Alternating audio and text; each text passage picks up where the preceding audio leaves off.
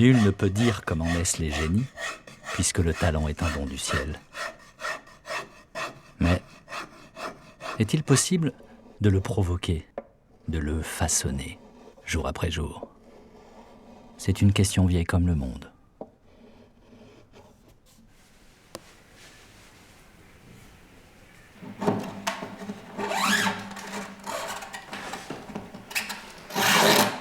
Voici les mains d'un jeune homme, sur le berceau duquel, dès sa naissance, toutes les conditions ont été réunies pour qu'il devienne un être à part, un virtuose, surnommé le petit prince de la guitare.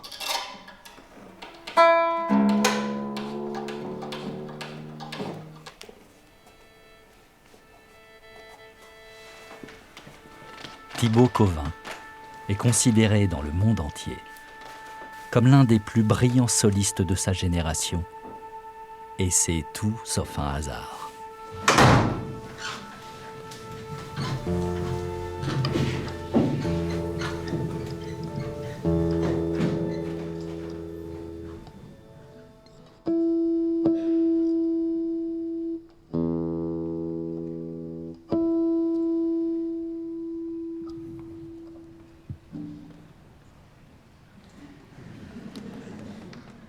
Mon père est guitariste et compositeur. Et quand j'étais tout petit, c'est lui qui m'a tendu cette guitare. Et il habite à Bordeaux, il est venu pour nous voir ce soir, il est là. Je suis très heureux de vous jouer l'une de ses compositions qu'il m'a dédiée, qu'il m'a même composée pour mon anniversaire, pour mes 13 ans. Ça s'appelle Rock Tipi Cauvin et mon père est Philippe Cauvin.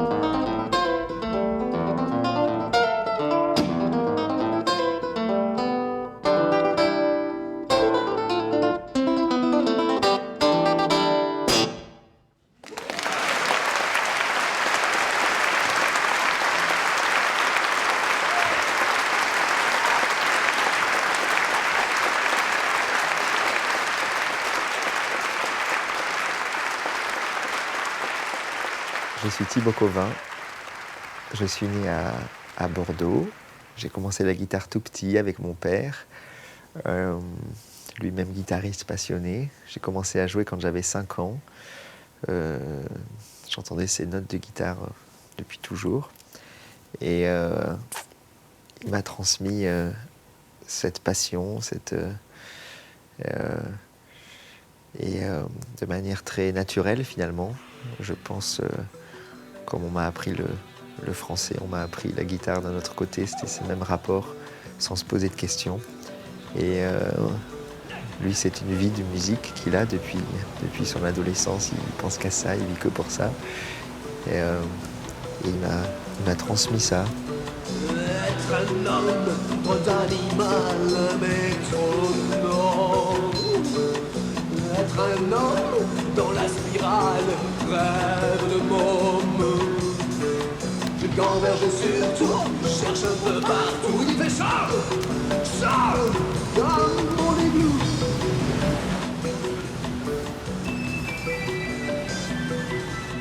C'est comment la vie de rocker à la retraite? C'est pas mal avec le son des vagues permanent qui est jamais le même et qui est d'une beauté absolue. Il y a toute ma vie a commencé à peu près à l'âge de 17 ans avec le premier groupe qui s'appelait Absinthe.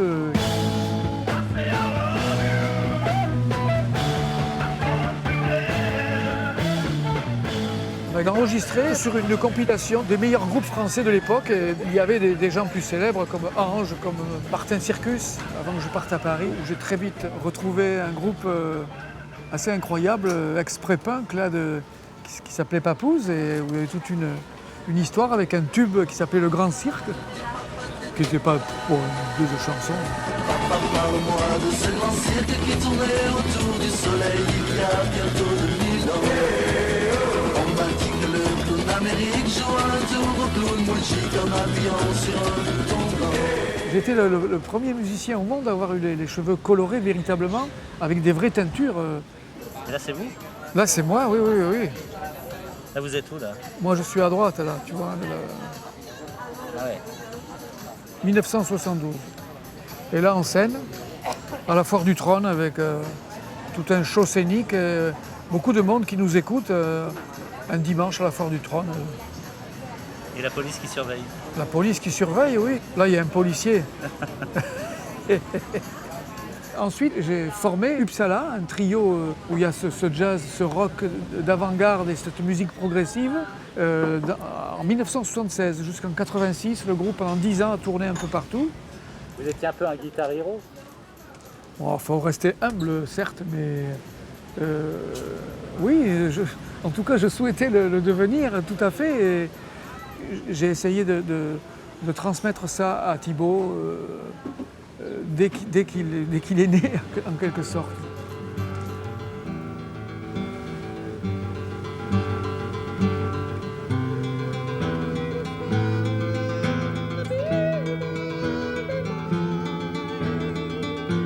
Mais, curieusement, le bagage que transmettra en héritage ce rocker en devenant père ne sera pas une guitare électrique.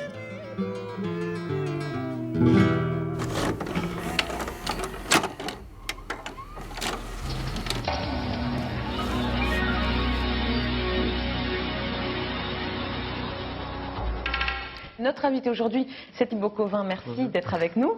Vous êtes girondin, vous avez 17 ans et vous venez d'être admis premier au concours d'entrée du Conservatoire de Paris dans votre spécialité, c'est la guitare. Ouais. Comment ça s'est passé? C'est une belle performance, je crois. Ben oui, je suis assez content d'avoir réussi ça. C'est un peu le but de tous les guitaristes qui ont étudié en France et même à l'étranger.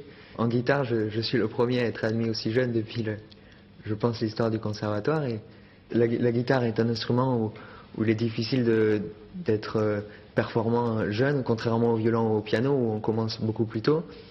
Et moi, je suis assez jeune, plus vite. oui, grâce à mon père qui est guitariste et professeur. C'est-à-dire que vous êtes tombé dedans quand vous étiez Voilà. petit, comme Oui, j'ai toujours entendu la guitare. Et voilà. Un de vos premiers fans, c'est bien sûr votre papa, Philippe Covin. On l'écoute et on vous interroge juste après.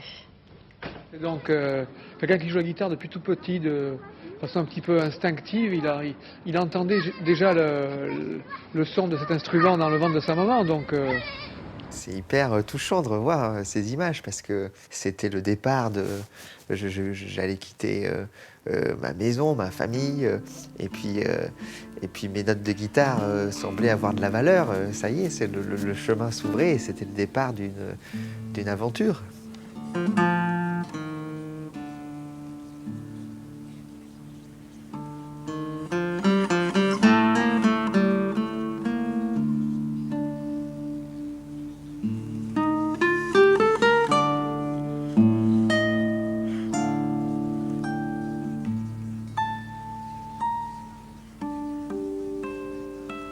Avant même ses 20 ans, le jeune prodige décroche 36 prix internationaux parmi les plus prestigieux, dont 13 premiers prix.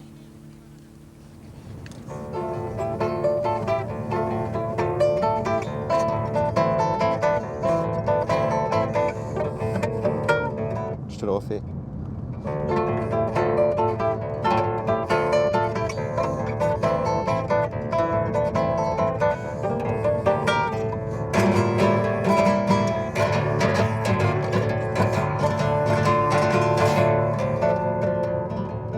C'était une vieille Volvo rouge qui était un peu un char de musique.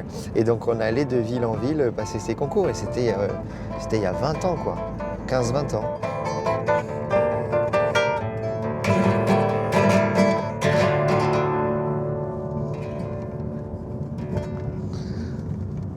C'était plus facile quand j'étais plus petit. ben oui, tu parles. Non, mais c'est surtout que c'était à l'arrière.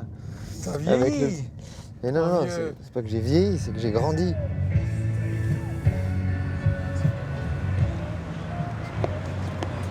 On a traversé l'Espagne, le Portugal, l'Allemagne. L'Italie, ben, presque toute l'Europe. Ouais. C'était moi le chauffeur, le manager, le papa. Et j'adorais autant que lui, je pense. Mais j'ai beaucoup souffert, moi, personnellement, parce que quand on se prenait des vestes, moi, j'étais d'une tristesse absolue. Et puis lui, il fallait le consoler un petit peu, parce qu'il était quand même petit les premières fois. Donc c'était chaud quand on perdait. Et encore plus en finale ou en demi-finale, clac. Ben, finalement, le pire, c'est d'avoir le deuxième prix. Je pense que c'est ça le pire.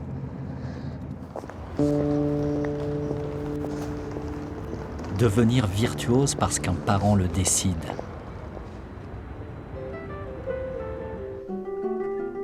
Comment aider un enfant à choisir son avenir? Tous les parents du monde se posent ces questions. Faut-il laisser la liberté? Faut-il au contraire orienter? Quel est le point d'équilibre entre plaisir et contrainte? Super. Et je pense que tu vois, quand ça repart, tu peux partir plus doucement pour mieux relancer quand tu as le petit silence là. En fait, tout ce que tu fais, fais le plus. Il y a un petit exercice très simple, si tu veux, que tu peux essayer. Finalement, tu vas à la 5e position. Et l'idée, c'est que tu joues une note par une, très lentement. Tu mets toute ta réflexion sur la main gauche et tu essayes d'effacer tout geste inutile et toute énergie non nécessaire.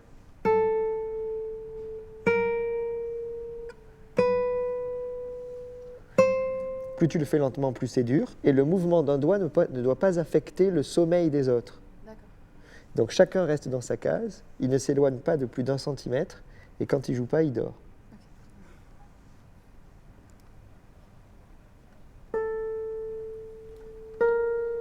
Est-ce que tu vois que ton index bouge pour rien?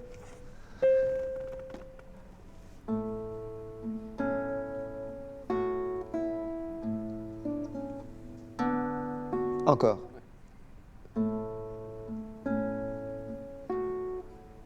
Encore. 0 faute autorisée. Ok. Une faute. Une faute. Une faute. Me casse pas la gueule. Hein. Excellent. Vas-y, on essaye direct 95. Quand tu veux.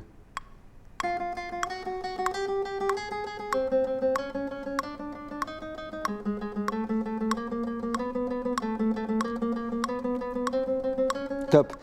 Essaye d'être plus délicat. En fait, tu vois, tu dois avoir un peu cette image, par exemple, de flocons, d'un dessin animé, tu vois, de flocons de neige, et qui tombent sur de la poudreuse.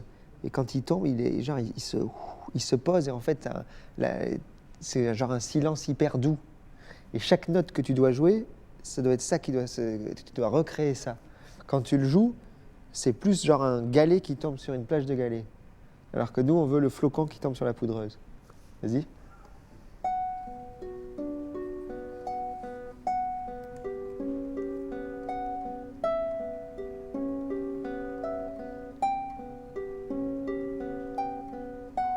Super bien. Bravo. Super bien. Super bien, bravo. Quand j'avais ado, je travaillais 8 heures, 9 heures, parfois 10 heures par jour, toute la journée. Là, je me mettais, comme j'aimais bien, justement, comme on disait tout à l'heure, avec le métronome, ce côté un peu joueur. J'avais à côté du métronome, j'avais aussi le chronomètre et j'avais ma feuille. Et chaque soir, je mettais mon temps et puis je me fixais un résultat. Et à la fin de la semaine, il fallait que j'ai fait une moyenne, mettons, de 7 heures par jour. Et du coup, si le lundi et mardi, j'avais fait que 6 heures, j'avais déjà pris 2 heures de retard. Et parfois, je me retrouvais au dimanche, je devais faire 11 heures de guitare pour pouvoir maintenir mon record. Et puis voilà. Et du coup, je notais tout ça. Et en fait, finalement, j'ai le truc de toujours tout prendre comme un jeu. Un jeu devenant même frénétique, lorsqu'après l'âge des concours a commencé celui des concerts. toujours plus nombreux, toujours plus lointains, dans les salles les plus prestigieuses de la planète.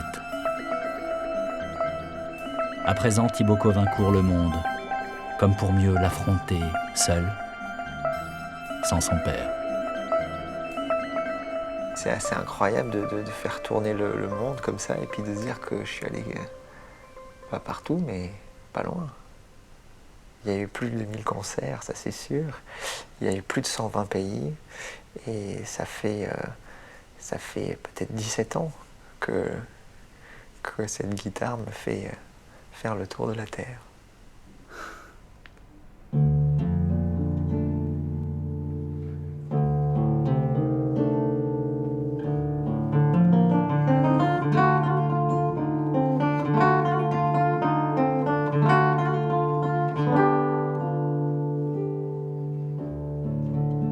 « 120 pays, 1000 concerts. » Peu connu du grand public dans son propre pays, celui que la presse surnomme le petit prince de la guitare se construit année après année une carrière de légende mondiale à la mesure de son ambition sans limite.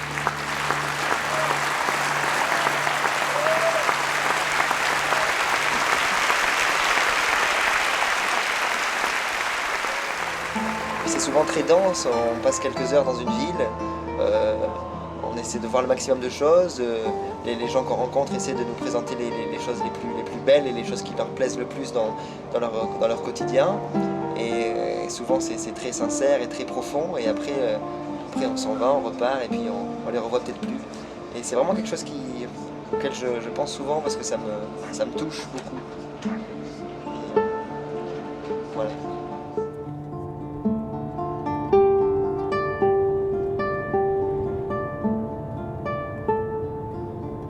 On se sent un peu un accueil présidentiel. On va au restaurant, on retourne à l'hôtel, escorté par la police avec le gyrophare devant, derrière. C'est assez irréel, mais pas désagréable finalement.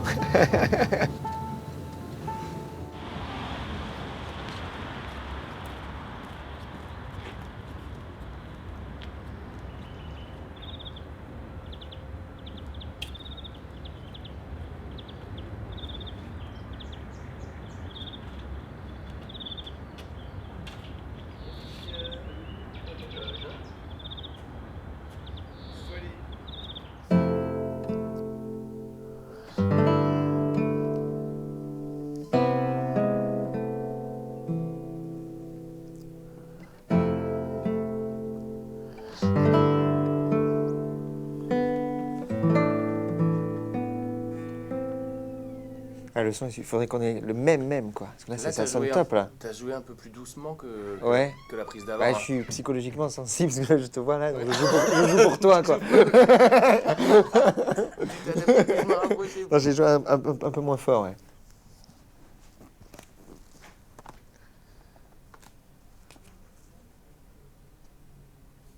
Quand tu veux, Guy, hein.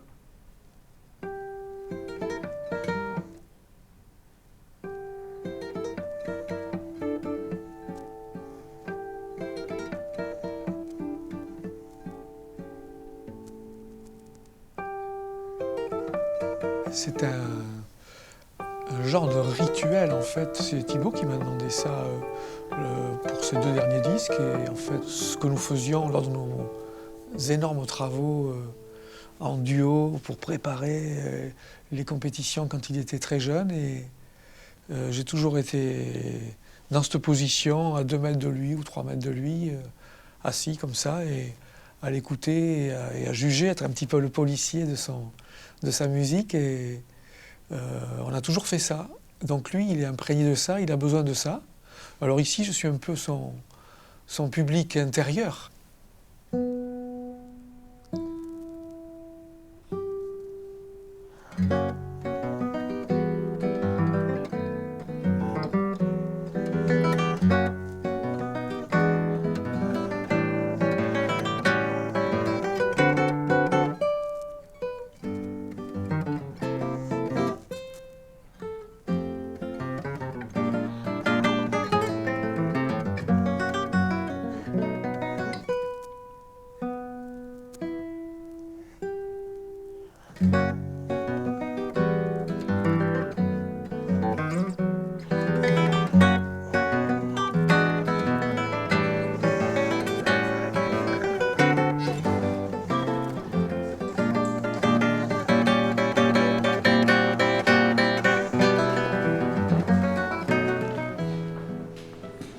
Mets-la sur ton dos, là. Juste, je vais la faire.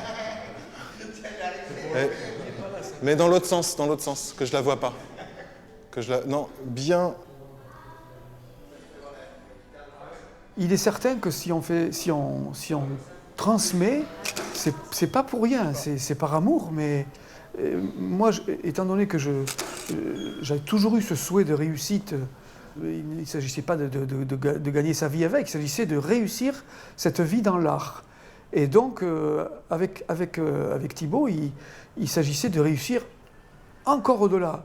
Et donc, il n'y avait pas d'autre solution, quoi. C'est tellement beau la musique, c'est tellement beau ce que je lui proposais qu'il était impossible. Il y a une certitude, effectivement, c'est un peu égoïste, effectivement aussi. Mais je ne lui ai pas laissé le choix, alors après, il faut lui demander si c'est regrettable ou pas.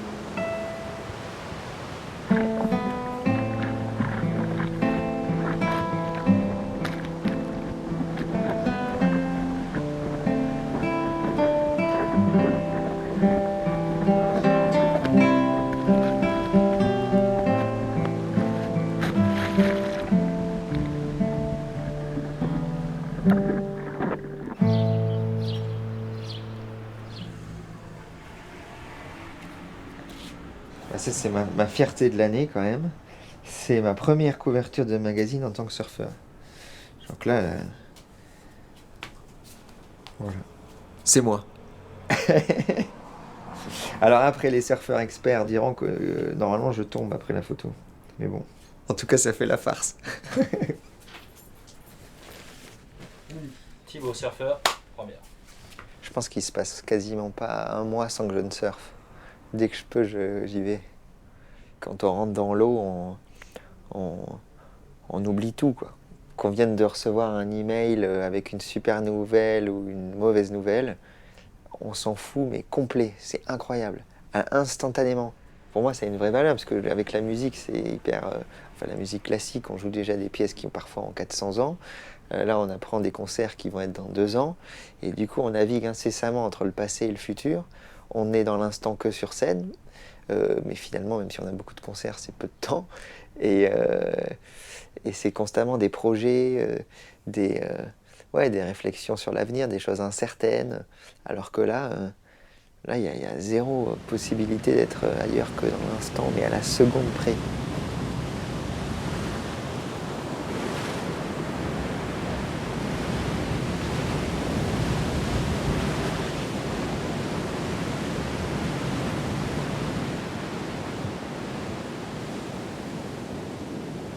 J'ai beaucoup réfléchi, genre quand j'avais 20 ans, un truc comme ça, où je commençais à avoir pas mal de concerts, et là je me retrouve à justement avoir ces concerts et à me dire, voilà, je suis dans l'avion, là, je vais à Los Angeles, c'est génial, mais faire un concert, mais en fait, c'est pas moi qui choisis ce truc, quoi. C'est mon père qui m'a tendu une guitare, je me suis fait prendre dans le courant, comme à l'océan, là, et puis maintenant je me retrouve au large, et qu'est-ce que je fais, quoi? Parce que, est-ce que ça m'intéresse vraiment? Et donc j'ai un truc de lui en vouloir, de me dire que... mais c'est complètement idiot, mais genre si tu m'avais fait une raquette de tennis, et si le parcours avait été le même que celui qui est le mien, alors, encore une fois, c'est complètement idiot, mais je serais à Roland-Garros en ce moment, quoi. Ou si tu m'avais filé un ballon, je serais en équipe de France.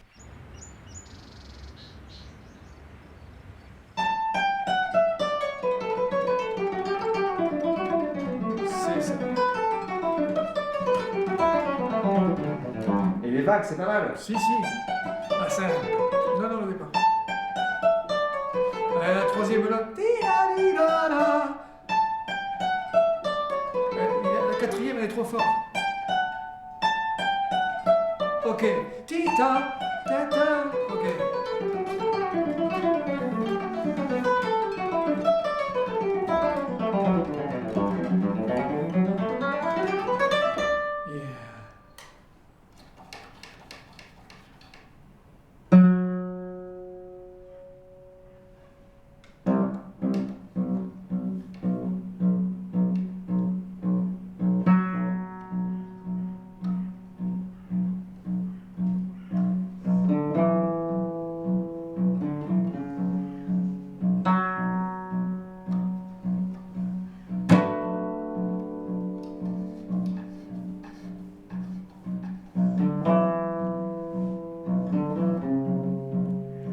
Je suis pas encore au point, tu vois, mais... Merde. Tu vois, si je compte bien, ça tombe pile. Ouais, c'était bien, ouais. Mais je sais pas pourquoi t'as baissé le volume à un moment donné, là. Il fallait pas.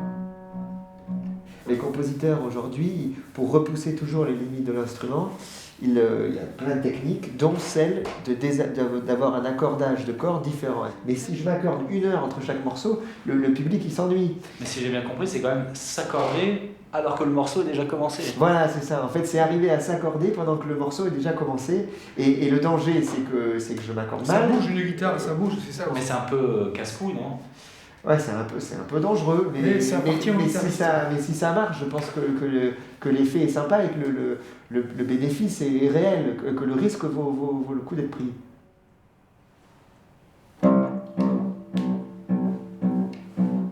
Toujours.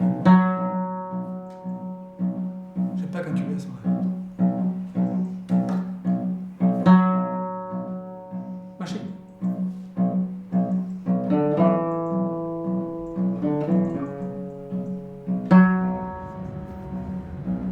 Tu vois, quand tu as refait ton fa dièse, tu pouvais garder ta dynamique.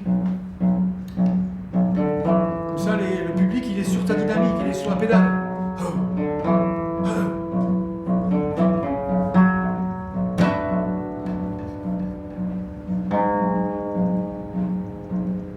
On va à la salle Gaveau, à Paris, pour un concert avec l'Orchestre national Île-de-France, qui va être dirigé par Julien Leroy, qui est un jeune chef d'orchestre formidable.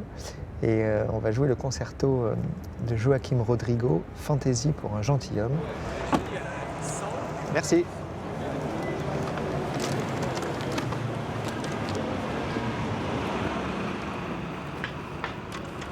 C'est une salle mythique qui a accueilli des concerts merveilleux depuis des années et des années. Et c'est vrai que c'est une certaine forme de consécration de jouer en ces murs. Et je suis très heureux, c'est la première fois que j'y joue.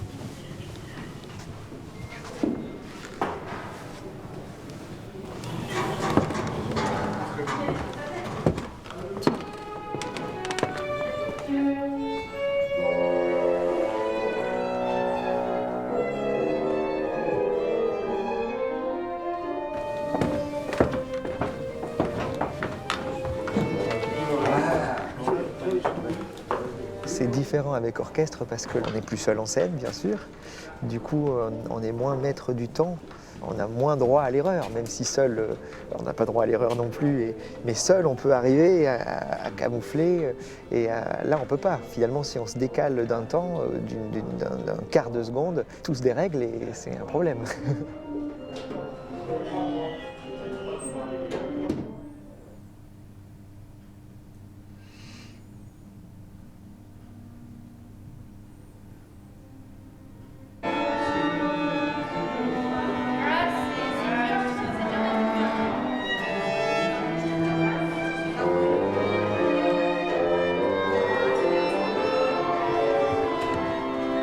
Philippe, vous êtes toujours là?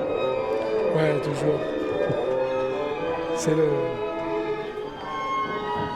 les odeurs captivantes, sonores, comme de humer.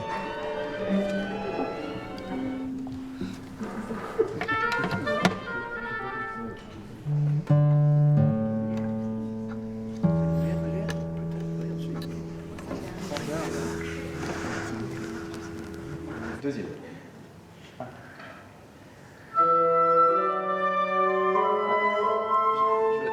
Si tu peux jouer un tout petit peu plus fort et nous vraiment plus doux. On essaye.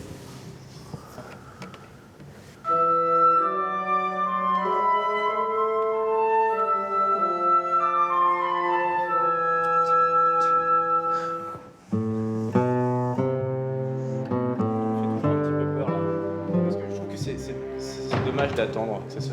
Ils font ti ta da di di di. Je veux bien battre. D'accord. Non, mais en fait, c'est que je prenais le temps, mais je trouve que c'est bien de connecter avec Ok. la fin de la Ok. du blanc. Entendu. Dernière fois. C'est possible d'avoir plus de lumière là? Merci.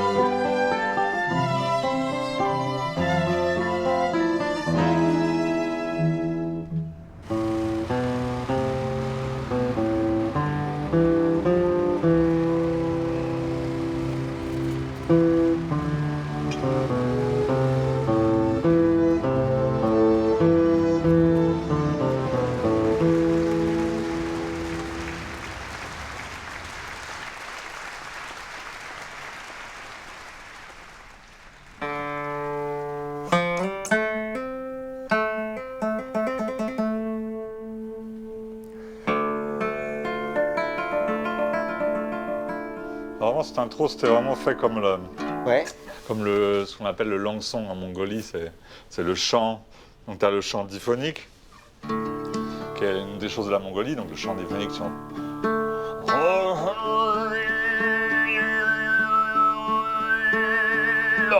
c'est technique, mais à la guitare, bon, c'est pas évident de l'imiter. Ouais. Par contre, le lang song mongol, si tu fais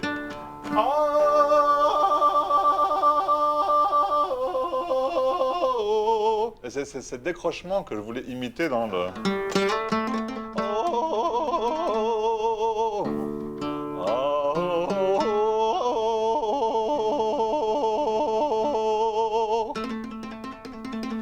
C'est vraiment, il faut que ça ouvre, c'est comme tu ouvres le ciel sur la steppe, quoi. Donc il faut vraiment ce côté sauvage, qui n'est pas du tout justement classique, c'est vraiment une musique trad, tu vois. Faut le faire un peu plus trad, un peu plus sauvage. Mathias est très attaché aux différentes musiques du monde, notamment aux musiques mongoles. Et moi, j'aime jouer des notes qui ont un parfum de voyage. Et donc, je suis venu le voir en lui demandant s'il serait intéressé par m'écrire un conte musical qui invite l'auditeur à partir au bout du monde. Et ensemble, on a choisi la Mongolie. Et après, on a réfléchi. Je lui ai transmis quelques-uns de mes rêves. Et puis lui s'en est inspiré et a créé ce morceau qui a une dimension cinématographique. À toi, super.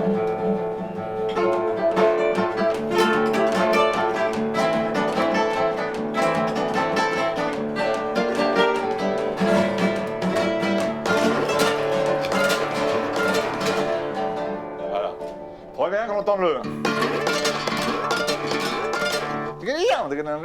Comme un... Le retour, quoi. Voilà. C'est un hennissement. C'est chamanique, ce morceau, tu vois. Il y a le cheval. Voilà. Il y a les sabots, il y a le hennissement. Il faut quasiment qu'on sente le cheval. Mais c'est du rocker. Ah ouais, c'est rocker. La musique classique est devenue, ce dernier siècle, trop cérébrale et s'est coupée du corps. C'est coupée de la danse, de la danse intérieure. Pas forcément envie de danser sur scène, mais de la danse intérieure, ce qui fait qu'on dit que ça pulse, ça groove, ça swing, tout ce que tu veux, mais qu'il y ait un tempo intérieur qui fait que tu es embarqué. Et un côté populaire, c'est pas la guitare cérébrale, j'arrive avec mon petit nœud papillon et j'essaie de faire juste un joli son et de bien l'interpréter. Non, on a envie que ça sorte de la guitare et que ça aille dans les gens qui sont dans le public et qu'ils soient transpercés.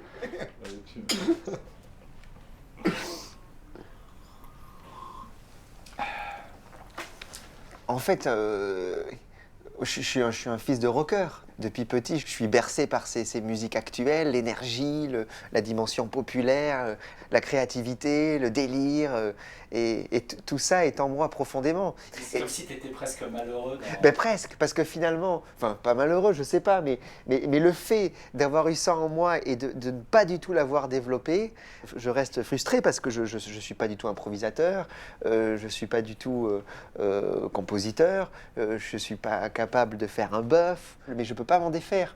Et j'ai cette envie de jouer dans des salles grandes, mais voilà, peut-être que c'est un idéal et un délire. Oui, oui, oui. Mais après, faut faire attention. Attention à ne pas se tromper d'ambition. L'ambition première, c'est de faire de la belle musique. Complètement. Mais si tu dis que tu es dévoré par l'ambition de jouer au Stade de France et l'ambition de faire des grandes salles, attention, parce qu'on s'approche d'une autre ambition. Oui, mais si j'arrivais à atteindre ce fantasme via une musique dont je ne suis pas fier, ça n'aurait pas de sens, c'est tricher, enfin je tricherais pour moi. Mais moi j'ai cette peut-être fierté déplacée de penser que ces notes de guitare classique, qui sont parfois les tiennes, peuvent toucher les gens. Bon allez, chin-chin. Thibaut espère devenir très populaire, parce que ça lui plaît, il adore ça. C'est d'arriver au sommet de quelque chose, quoi. Et vous lui dites quoi? Et moi, je l'aide à fond avec ça, parce que moi aussi, j'ai souhaité, très honnêtement, lorsque j'avais 14 ou 15 ans, je pensais que j'allais avoir une Rolls blanche ou bleu turquoise, j'en sais rien, comme Eric Clapton.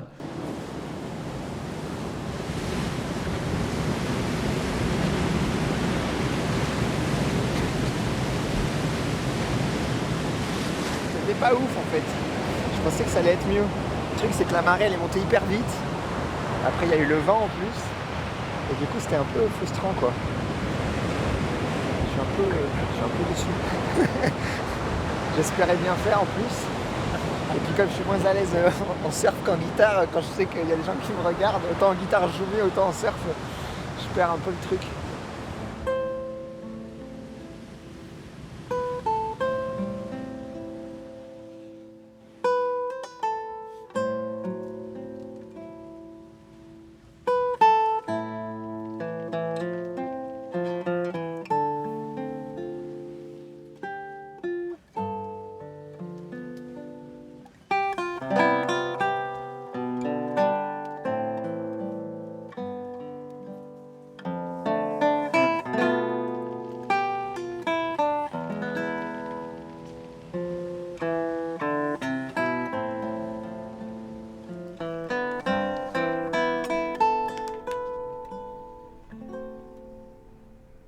Il nous raconte son initiation près d'un père guitariste, rock puis jazz.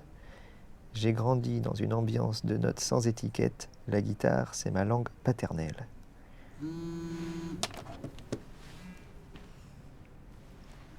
Allô? Ouais. T'as vu l'eBay alors? Oui, je suis allé l'acheter là. Bon, c'est pas mal. Ouais, oh ouais, quand même. Bon, top. Il faut donc réfléchir maintenant au programme des invités du concert de Bordeaux, voire de Paris. Et donc, je me suis dit que ce serait ouf que sur le morceau de Berlin, ce soit toi, mais avec la guitare électrique rock de quand tu avais 20 ans. Mais je sais pas faire moi ça, justement, c'est quand même un problème parce que... Mais si.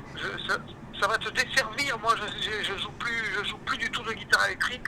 Mais justement, c'est ça qui est bien. Ben, c'est ça qui est bien. Et d'abord, il faut que je trouve une guitare électrique, ensuite il faut que je trouve un ampli, que je trouve des pédales. Et ce qui serait même... Qu'est-ce que tu veux que je fasse, moi très électrique, rock, limite la double manche. Oui, mais c'est facile pour toi, je peux pas me transformer, c'est comme si tu me demandais de te transformer en mec de 67 balais, et c'est pas évident. J'ai peur que ça détonne aussi, que ce soit pas forcément un truc... Bon, mais on en reparle. Ouais.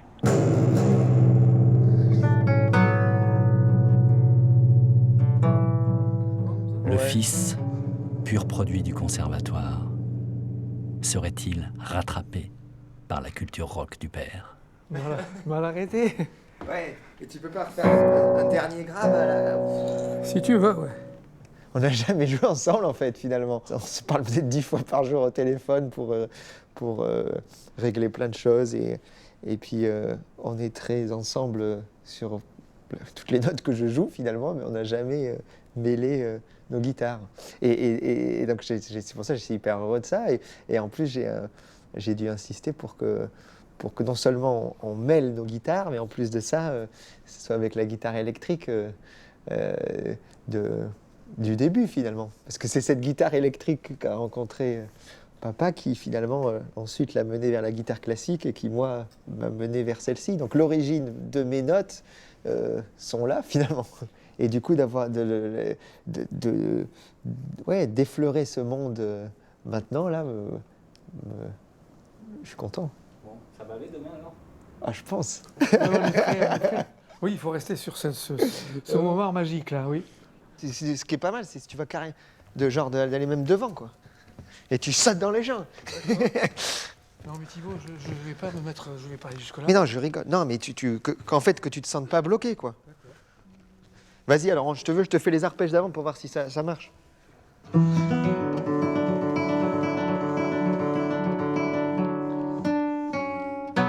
Vas-y.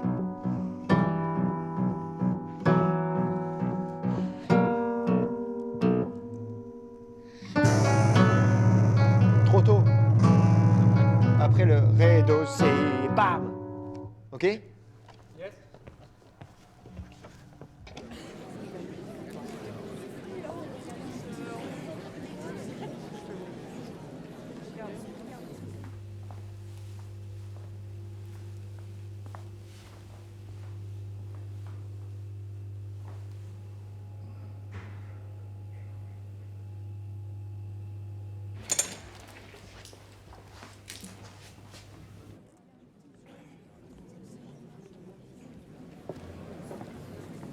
En tout cas, je vous demande d'être beaucoup.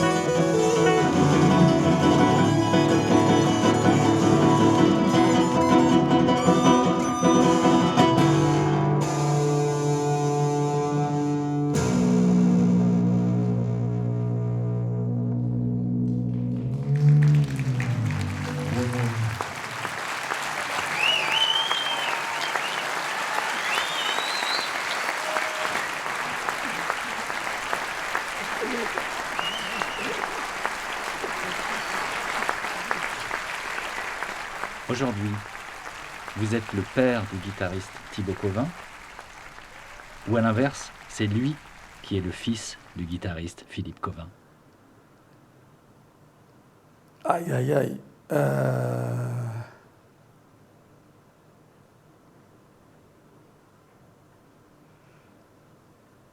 Il n'y a pas de réponse à ça. Il n'y a pas de réponse. Il est le fils de Philippe Covin, je pense. Oui, j'ai accepté de devenir le rêve de mon père, mais ce rêve est devenu le mien et je l'ai transformé, et je me le suis clairement approprié. Mais finalement, est-ce qu'on n'est pas tous la suite de ses parents ?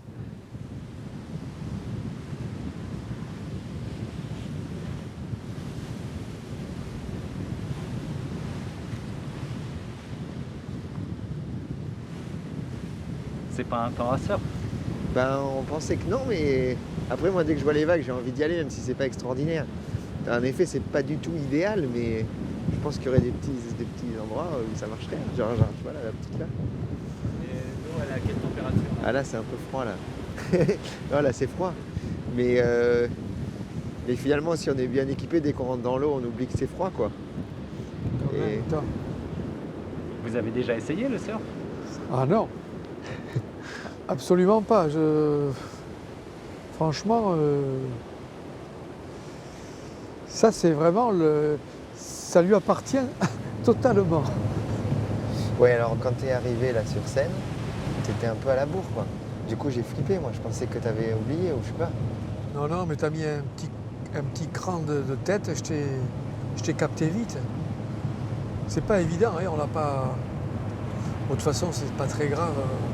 Non, mais c'était pas grave du tout. Mais c'est juste que moi, pendant genre 3 secondes, je me suis dit, qu'est-ce que je fais? Genre, je refais un tour.